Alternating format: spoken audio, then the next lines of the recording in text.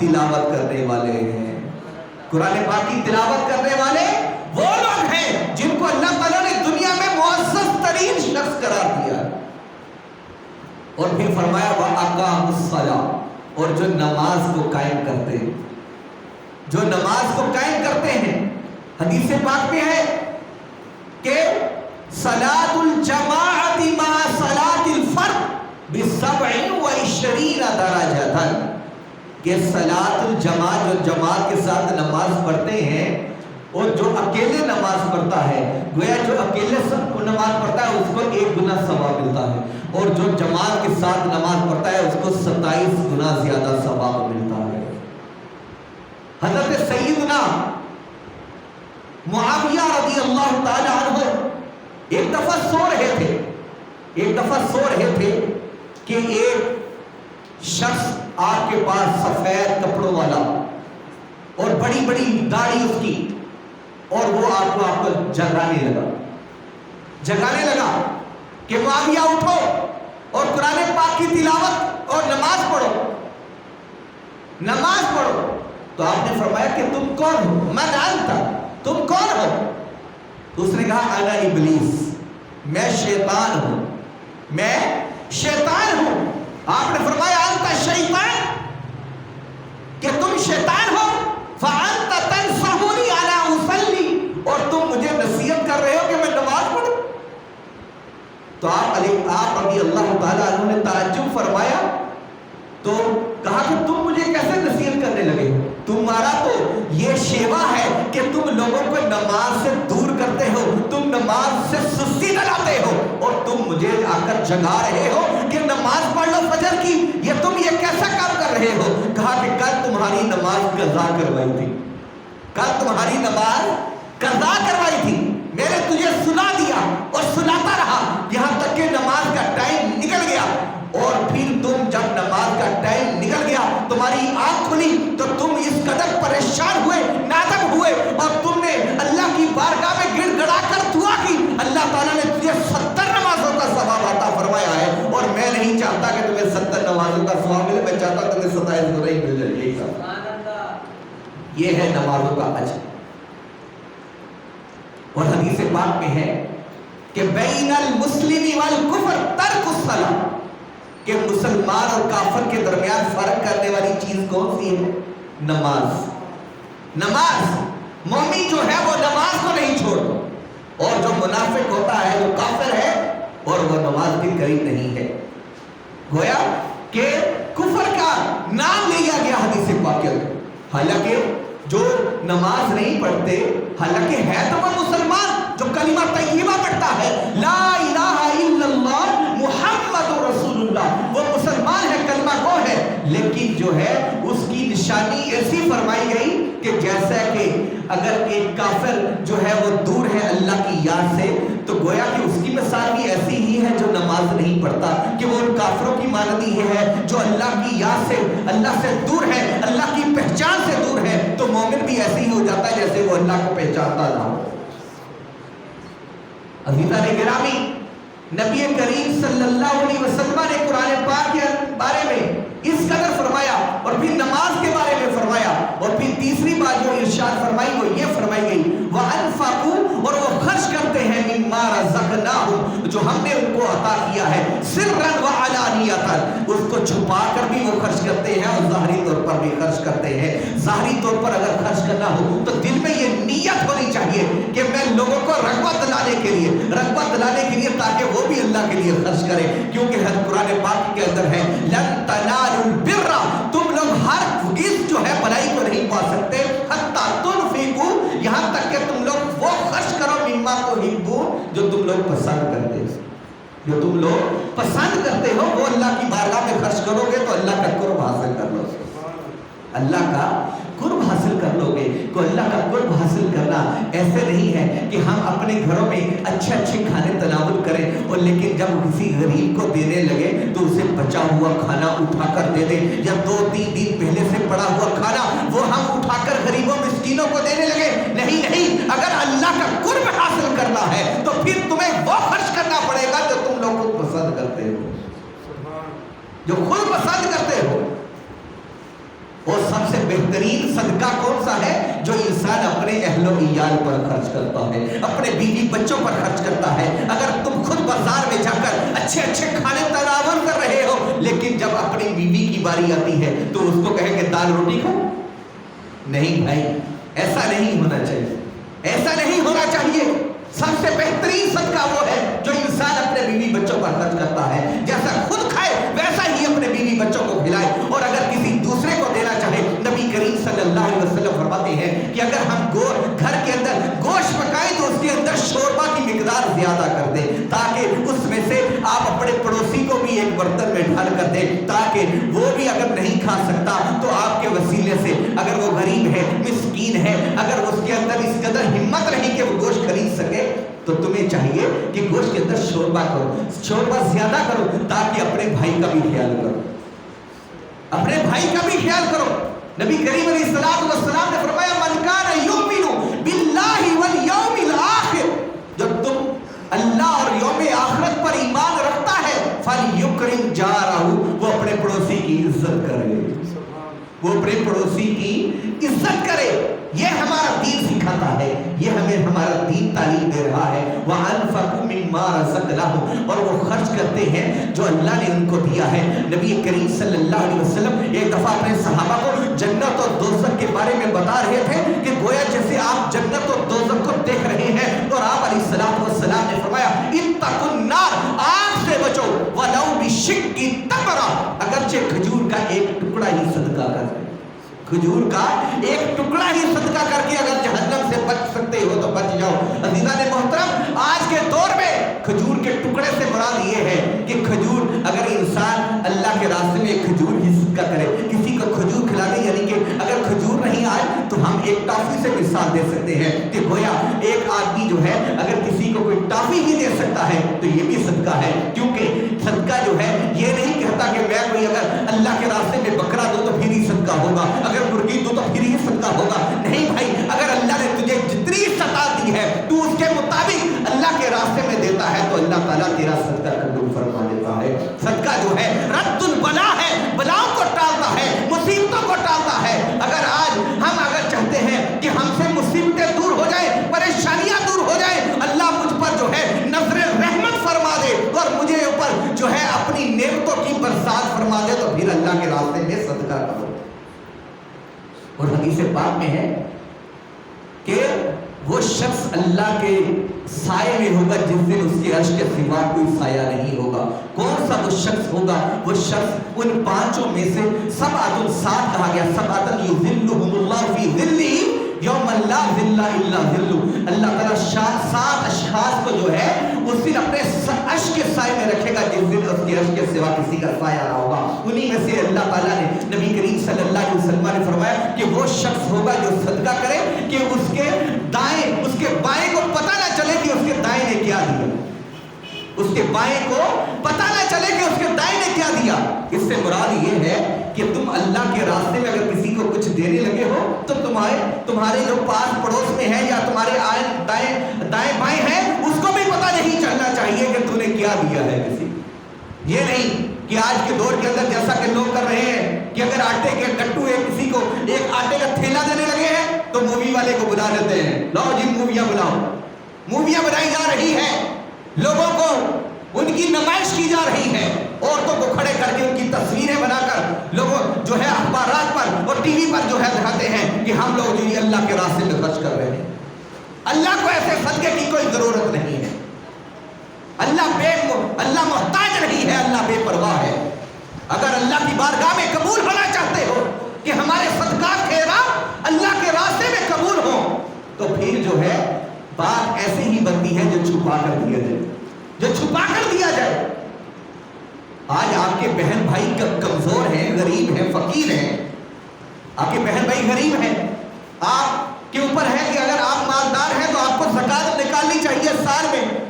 اگر آپ کے پاس 1 لاکھ آپ کے پاس جو ہے 52.5 تولے چاندی اور 7.5 تولے سونا ہے یا ان کے مطابق مال ہے اور آپ کے اوپر زکوٰۃ فرض ہے تو پھر آپ کو زکات نکالنی چاہیے.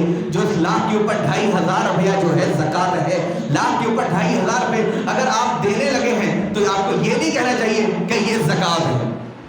آپ کا کام اسی ٹائم ہو جائے گا. انما الاعمال بالنیات, اعمال کا دار و مدار نیتوں پر ہے. آپ نے نیت کی کہ میں زکات دینے لگا ہوں, اب بولنے کی حاجت نہیں ہے. اگر آپ اپنے کسی بہن بھائی کو دینے لگے ہیں, آپ کا بھائی غریب ہے, آپ کی بہن غریب ہے, ہاں شادی شدہ ہے, اس کے بیوی اس کے بچے ہیں, وہ بیچاری کا گزارا نہیں ہو رہا, آپ اس کو دیں. آپ کہیں کہ یہ ہماری طرف سے تحفہ ہے. آپ ہماری طرف سے تحفہ ہے, لیکن نیت آپ کی زکات کی ہے, تو اللہ تعالیٰ آپ کی زکات کو قبول فرما لے اور اس کی دل آزاری بھی نہیں ہوگی. مسلمان کو یہ شیوا نہیں دیتا کہ وہ کسی کی دل آزاری کرے. بھائی زکات تو وہ ہے جو آپ کے مال کی میل ہے, آپ کے مال کی میل ہے. آپ اپنے مال کی میل بھی دینے لگے اور وہ بھی سب کو بتا دیں. ایسا نہیں ہونا چاہیے. ہمیں زکات دینی ہے تو پھر دیں, لیکن کسی کی دل آزاری نہ کریں. صدقہ دینے لگے ہیں تو کسی کی دل آزاری نہ کریں. ہم اگر کسی کی مدد کرنے لگے ہیں, وَتَعَاوَنُوا عَلَى الْبِرِّ وَالتَّقْوَىٰ, خیر کے کاموں میں ایک دوسرے کی مدد کرو. وَلَا تَعَاوَنُوا عَلَى الْإِثْمِ وَالْعُدْوَانِ, اور برائی کے کاموں میں ایک دوسرے کی مدد نہیں کرنی چاہیے. خیر کے کاموں میں ہمیں ایک دوسرے کی مدد کرنی ہے. تو اللہ تعالی نبی کریم علیہ الصلوۃ والسلام نے فرمایا وَاللَّهُ فِي عَوْنِ الْعَبْدِ مَا كَانَ الْعَبْدُ فِي عَوْنِ أَخِيهِ, اللہ تعالیٰ اپنے بندے کی مدد کرتا رہتا ہے جب تک بندہ اپنے بھائی کی مدد کر رہا ہوگا. اللہ تعالیٰ اپنے بندے کی مدد کرتا رہتا ہے. حدیث پاک میں ہے کہ من ستر مسلمن سترہ اللہ, جو کسی مسلمان کے عیبوں کو چھپائے گا اللہ اس کے عیبوں کو چھپا دیتا ہے. اور حدیث پاک میں ہے من نفس عن مؤمن کربۃ, جو اپنے کسی مسلمان بھائی کی مصیبت کو دور کرے گا, پریشانی کو دور کرے گا, یسر اللہ فی الدنیا والآخرہ, اللہ تعالیٰ دنیا میں بھی اس کے لیے آسانی پیدا فرما دے گا, آخرت میں بھی آسانی پیدا فرما دے گا. واللہ فی عون العبد ما کان العبد فی عون اخیہ, اللہ تعالیٰ اپنے بندے کی مدد کرتا رہتا ہے جب تک بندہ اپنے بھائی کی مدد کرتا رہتا ہے. تو حدیث پاک میں ہے کہ ہم اپنے بھائی کی جب مدد کریں, ہمارے استاد محترم شام میں, ملک شام کے اندر فرمانے لگے کہ جب میں نے یہ حدیث پاک پڑھی تو ہمارے بھائی شام کے اندر, ہمارے ہاں تو شادیاں آسان ہیں کیونکہ ادھر لوگوں کی موجیں لگی ہوئی ہے نا کہ جو جہیز ہے وہ سارا لڑکی والوں کو دینا پڑتا ہے, لڑکی والوں کو دینا پڑتا ہے. لڑکا آزاد ہے, اس کو کوئی خرچ کرنا نہیں پڑتا. لیکن عرب کے اندر الٹا ہے, وہاں پر جو سارا خرچ ہے وہ لڑکے پر ہوتا ہے, سارا خرچ لڑکے پر. یہ بھی ناجائز وہ بھی ناجائز, یہ چیز نہیں ہونی چاہیے. نبی کریم علیہ الصلوۃ والسلام نے فرمایا نکاح کو رواج دو, نکاح کرو.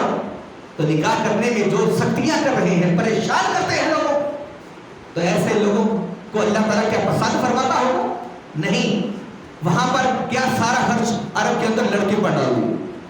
پھر کیا ہوا, کہتے کہ وہاں پر ہم نے خود دیکھا کہ ایک لڑکا جو ہے وہ سوچ رہا ہوتا ہے کہ کیا کاش میری کبھی شادی بھی ہوگی, کیا میں ایک گھر بنا سکوں گا اور اس کے اندر ساری رہائش کے جو ہے بندوبست وہ میں کر سکوں گا, اور پھر میں شادی کے لیے بھی خرچہ اور بیوی کے لیے جو تیاری ہے وہ بھی اس نے خرچ کرنا ہے. وہ بیچارے سوچتے رہتے ہیں. تو کہتے ہیں کہ ہم نے اپنے بھائی کے لیے ارادہ کیا کہ ہم سارے بھائی مل کر اپنے بھائی کے لیے جو ہے گھر بنائیں گے اور اس کی شادی کروائیں گے. جب ہم نے اس کی شادی کروائی, کہتے ہیں کہ میں عالم کا کورس کر رہا تھا, ہمیں بھی یہی ہوتا تھا, پتہ نہیں اللہ نے ہمیں یہ اس قدر اسباب مہیا کرنے کہ ہماری بھی کبھی شادی ہوگی. کہہ رہے جیسے ہی ہم نے اپنے بھائی کے لیے گھر بنایا, اس کی شادی کروائی, کہتے ہیں کہ ہم اپنے استاد کے پاس پڑھنے جاتے تھے, وہاں پر کوئی شخص آیا, اس نے کہا کہ میرے پاس 2 مکان ہیں, میرے پاس 2 مکان ہیں اور وہ میں دونوں دینا چاہتا ہوں, آپ جس کو حقدار سمجھتے ہیں اس کو دے دیں. کہتے کہ ہم جیسے ہی گئے, ہمیں ہمارے استاد نے فرمایا کہ یہ گھر تمہارا ہے, یہ گھر تمہارا ہے. واللہ فی عون العبد, اللہ اپنے بندے کی مدد کرتا رہتا ہے. ما کان العبد فی عون اخیہ, جب تک بندہ اپنے بھائی کی مدد کرتا رہتا ہے. عزیزان گرامی, اگر کر تو دیکھیں, پھر دیکھیں اللہ تعالیٰ آپ سے کس قدر خوش ہوتا ہے, اللہ تعالیٰ آپ کو نوازتا ہے.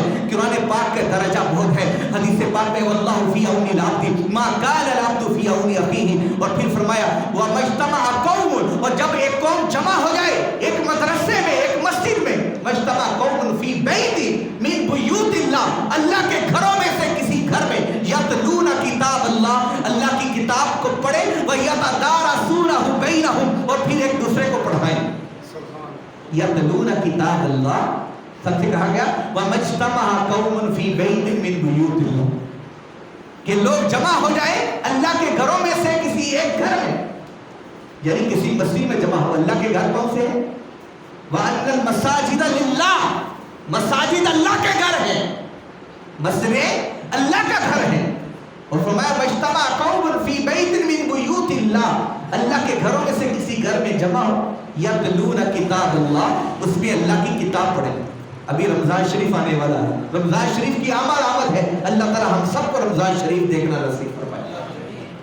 यतलून किताब अल्लाह, अल्लाह की किताब पढ़े, वयतदारसूनहु बैनहुम, और फिर एक दूसरे को पढ़ाएं। ये वही हदीस पाक आ गई, खैरुकुम मन तअल्लमल कुरान व अल्लमहु, यानी कुरान पाक सबसे बेहतरीन शख्स कौन है? जो कुरान पाक को पढ़ता है या फिर उसको सिखाता है। वयतदारसूनहु बैनहुम इल्ला नज़लत अलैहिमुस सकीना, यहाँ तक कि अल्लाह ताला उनके ऊपर चैन नाज़िल फरमा देता है, सुकून नाज़िल फरमा देता है। अज़ीज़ान गिरामी, सुकून अगर चाहते हो तो कुरान पाक में है, अल्लाह के घरों में है। अगर अल्लाह के घर में आकर कुरान पाक की तिलावत कर, फिर देखना तेरी जिंदगी के अंदर सुकून कैसे आता है। वयतदारसूनहु बैनहुम इल्ला नज़लत अलैहिमुस सकीना, अल्लाह ताला उन पर सकीनत, सकूनत, अल्लाह ताला सकीना नाज़िल फरमा देता है। व गशियतहुमुर रहमा, अल्लाह की रहमत उनको ढांप लेती है, अल्लाह की रहमत उनको ढांप लेती है। आज हम कहते हैं हम कुरान पाक पढ़ते हैं तो हमें नींद आना शुरू हो जाती है, हमें नींद आना शुरू हो जाती है। अगर हम तस्बीह करना शुरू करते हैं तो नींद आ जाती है। तो नींद कब आती है? जब अल्लाह की रहमत नाज़िल हो, अल्लाह की रहमत नाज़िल हो। नींद वहां नहीं आती जहां फिल्में देखी जा रही हो, ड्रामे देखे जा रहे हो, और जो है नाजायज जो शरीयत के खिलाफ चीजें हैं वो देखी जा रही हो, तो उसमें इंसान जो है 3-3 घंटे भी अगर बैठा रहता है तो फिर भी उसको जो है सुकून नहीं मिलता। लेकिन सुकून मिलता है तो कुरान पाक की तिलावत में मिलता है, अल्लाह के घर में जिक्र से मिलता है। और हदीस पाक में है यतलून किताब अल्लाह, अल्लाह की किताब पढ़ते हैं, व यतदारसूनहु बैनहुम, और एक दूसरे को पढ़ाते हैं। इल्ला नज़लत अलैहिमुस सकीना, उन पर जो है अल्लाह ताला सकीना अता फरमा देता है। वहफ़तहुमुल मलाइका, और फरिश्ते जो क्या करते हैं? अपने परों से उनको ढांप लेते हैं, अपने परों से ढांप लेते हैं। कुरान पाक की तिलावत करने वाले, जो कुरान पाक पढ़ने पढ़ाने वाले हैं, हाफ़िज़ कुरान।